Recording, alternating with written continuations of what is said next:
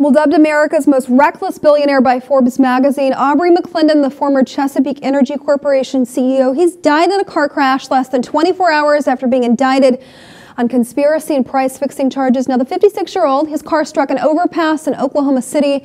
It was said that McClendon was traveling over 50 miles an hour. He wasn't wearing a seatbelt. Here's what the police spokesperson on the scene had to say about the crash.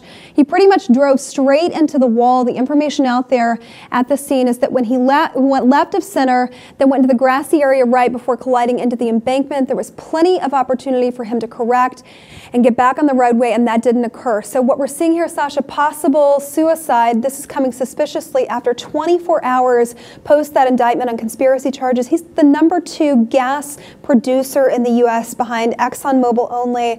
He's been called reckless before, but very fishy timing regarding his death. I mean, definitely. And, you know, McClendon has always sort of been shrouded in conspiracy or corruption. He was forced out of his company in 2013 during a shareholder revolt.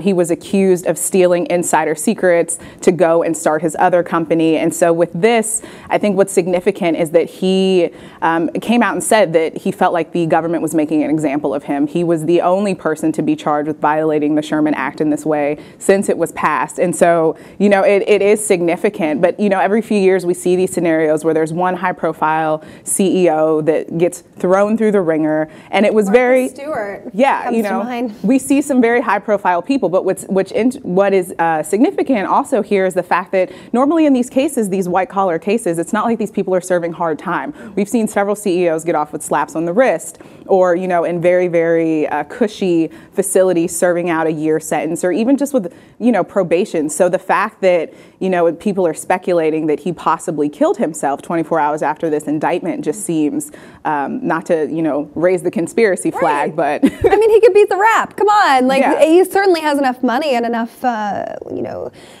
advice of counsel around him to just go ahead and smash yourself into a wall. Seems highly suspect to me. But just going over the criminal charges against him really briefly, he was charged on Tuesday of this week with conspiring to rig bids to buy oil and natural gas leases in the state. And this indictment is following a 4-year investigation into McClendon on that antitrust probe that you mentioned violating the Sherman Act. That began in 2012.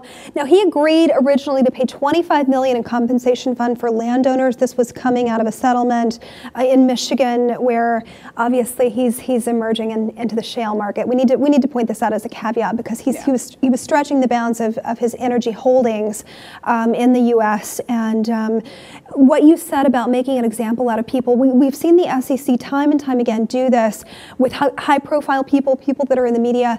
They often begin to investigate them, and there's such a gray area of wrongdoing, what's actually wrong and what's not. And I remember looking at the Martha Stewart case and thinking, well, the only thing they really found her guilty of was perjury, lying to investigators. They couldn't actually get her on what she had been accused of, right? But a case like this, having such a high-profile CEO in the U.S.